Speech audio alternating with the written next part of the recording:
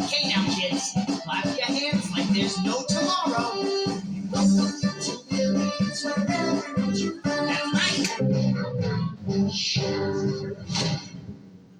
Cut.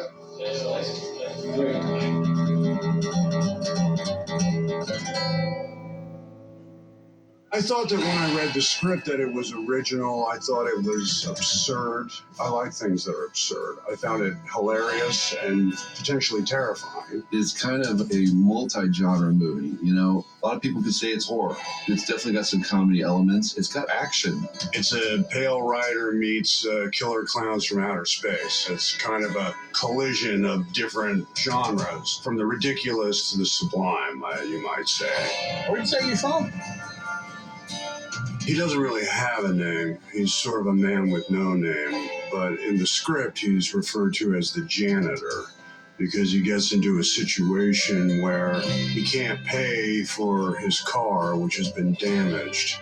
A tow truck comes and gets him, and then they put him in a situation where he has to clean a kind of a haunted children's indoor playground.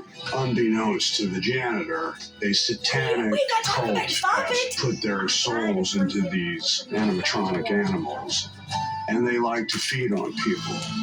It was such an interesting, unique script. When I read it, I immediately thought this was a Western, especially with a character that Nick's playing, this character who never spoke. He is mysterious. He's an enigma.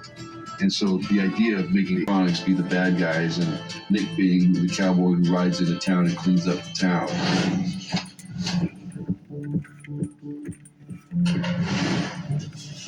Hey, sir! You're not safe in there. We gotta get you out. Liv is basically kind of like this fearless leader of the group of these teenage kids, and watching her parents be taken from her by these animatronics when she was very young, it was something that definitely traumatized her for the rest of her life. And now she basically just wants revenge. So Emily is the lead of the pack. She's very much the alpha of the entire crew. You want to go in there with those things? Are you hiding? I'll figure out how to get us out. You just figure out how to get us out once I do. We're going into this hoping that we're going to get Emily out and leave.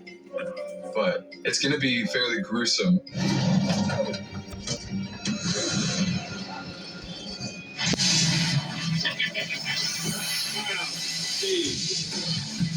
Nick prepared this part as well as if he had, 20 pages of dialogue to do every single day. I mean, he's got every look, every gesture, every thought of this character down. I don't think anybody else could have played this role but Nicolas Cage. Nobody. I think about some of the great performances from people who didn't use dialogue. Harpo Marx, Buster Keaton, Charles Bronson in Once Upon a Time in the West, some of the early Terminator movies. Or I'm thinking about My Iguana. And it's all kind of rolling here and there. So we'll see which one comes out of the hat on which day.